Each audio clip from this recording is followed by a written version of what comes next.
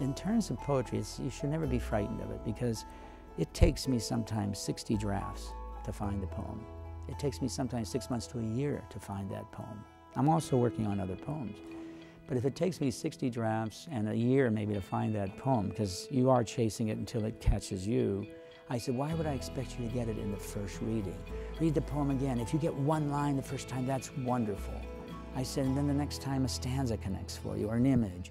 And the next time you'll see if it's a good poem and if it's something that speaks to you, it will eventually, as long as you stay with it, but don't be afraid to read it again and again. If For Each of Us, it's a poem that, first of all, was published in Poetry Magazine, which is the oldest magazine in the country, going back to 1915, so that was a big prestige publication to be in there.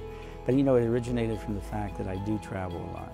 And I was coming back from Korea and I was exhausted and thinking, wow, this is complicated. My life is so complicated, traveling, going with my art everywhere I needed to go. And then I came home and I still remember just having that feeling of how can I slow things down when I saw my son on the carpet in his bedroom, actually.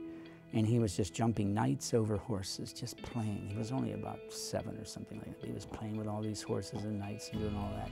And I got down on the carpet with him. And I just remember how much I loved that idea of the simplicity of it. So the poem actually came out of that. That when people would say, would you live your life the same? I'd say, absolutely.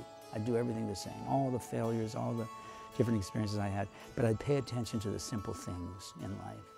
More paying attention to that. So that's where the poem came from.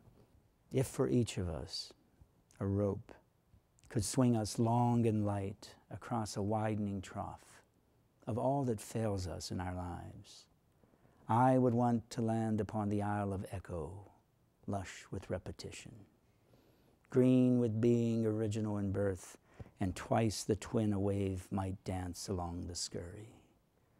I would want a canyon tall for hawks to carry long the deep tattoo of voices on the air.